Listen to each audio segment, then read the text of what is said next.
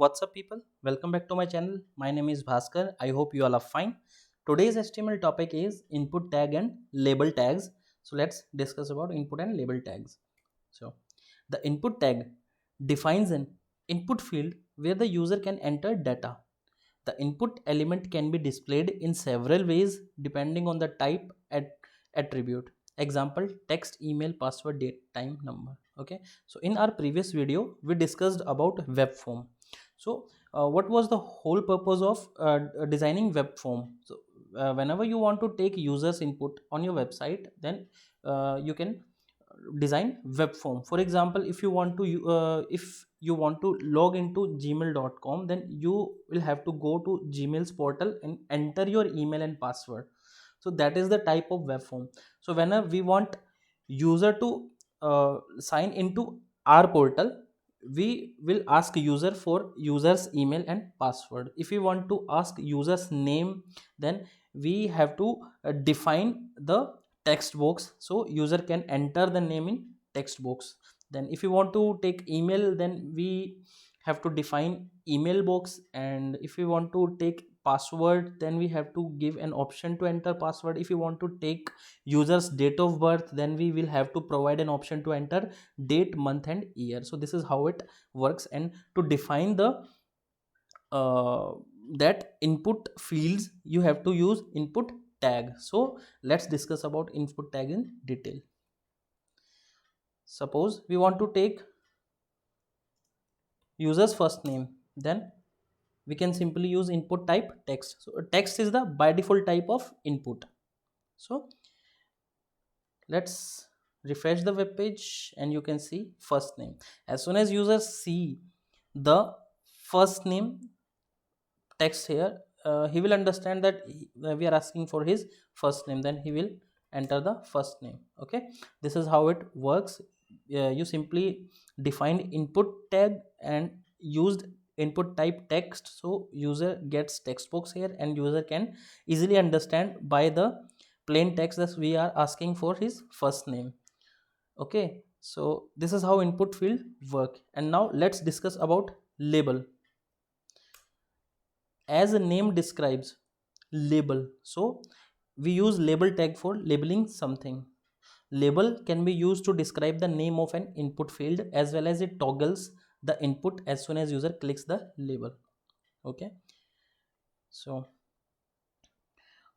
you can describe the name of this input field here by plain text also. Then why would you use label tag? What is the difference between plain text and label tag?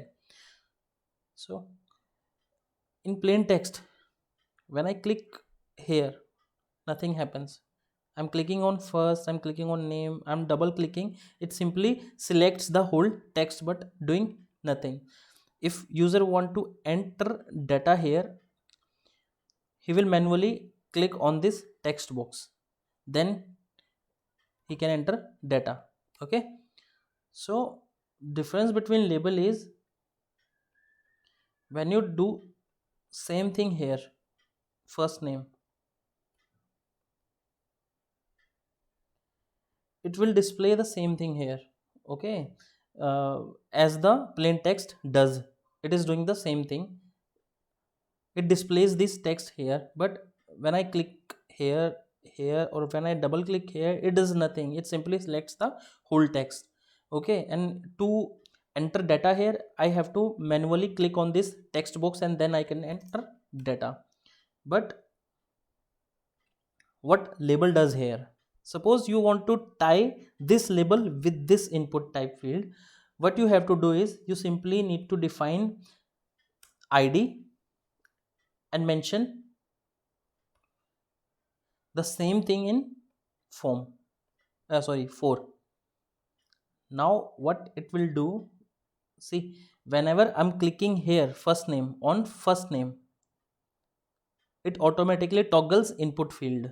Okay, but it did not do the same thing when we were using plain text. Okay, when we were using plain text, it did not do the same thing. See, now I'm using plain text, doesn't provide any name, any caption here. So when you will click here, it will do nothing. Okay, so this is the whole difference between label and plain text. So to type both label and input, you simply need to mention same values inside 4 attribute of label and id attribute of input. So keep these things in mind. So this is the whole difference between label and using plain text. So this was our topic for today, guys. In next video we will discuss about attributes of input like name, value, and one more attribute, very important, placeholder. Okay, these attributes we will discuss about these attribute in our next video. Then in next video we will discuss about further input types like we have used text, and they are number, button, submit, reset, email, password, time, date, week, month, radio, range, search URL, color, hidden image. So we will discuss about all of these types in upcoming 2 or 3 videos. So stay tuned, guys. I hope you liked the video, and I hope you will practice these texts after watching this video. So let's meet in next video. Till then, take care, bye bye, keep learning, keep searching, and keep practicing.